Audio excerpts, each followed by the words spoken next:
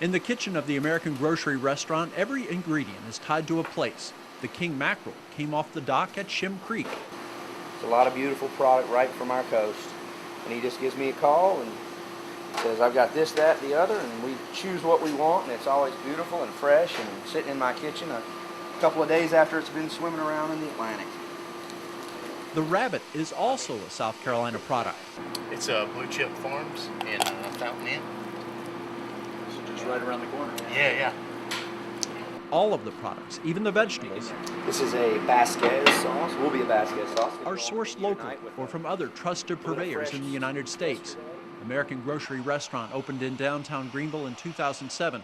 From the beginning, owners Joe and Darlene Clark wanted to connect with the producers of the food. The majority of our farmers deliver to the back door on a daily basis, so it's great, but it was a lot of work to try to cultivate relationships with it. With local growers, the restaurant basically contracts to take whatever comes out of their fields. Usually it's just like, okay, I've got, broccoli this week.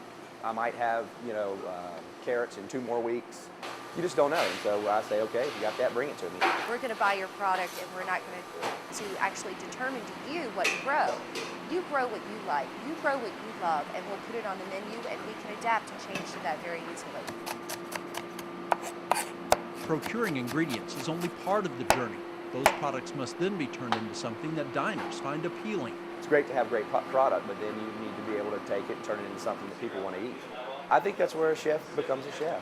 It's how do you see the ingredients that go together? What has inspired you in your past, or people that you've run across, and things that you've learned as you've grown? And if you have that talent and that ability, then I think people will see that and they will appreciate what you do.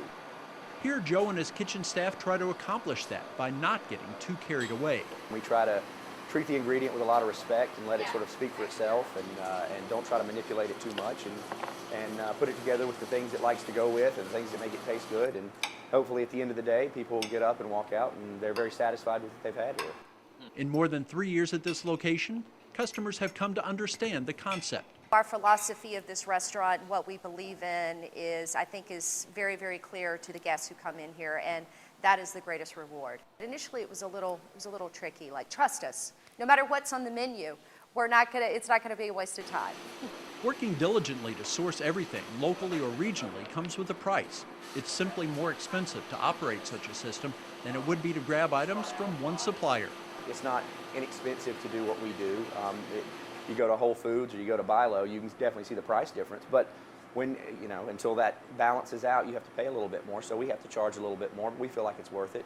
The name of the American Grocery Restaurant is an attempt to convey the philosophy here to potential customers. So America is our grocery store, if you will. And it just so turns out that AGR is an acronym for agriculture.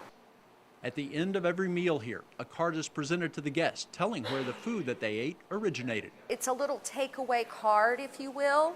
So a guest can come in, they get the check, and they go, oh, their grocery list. And then the whole American Grocery Restaurant theme gets tied in again. Once people become educated about where their food comes from, you kind of care a little bit more, about what you're putting into your body.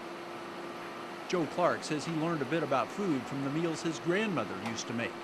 She had a garden outside that was, ran up the side of a hillside in inland South Carolina. And, some of the best things I ever tasted came out of that garden. You taste those things, and then you get to where we are now, or where we were, I guess, maybe 10 years ago before this great local movement sort of started.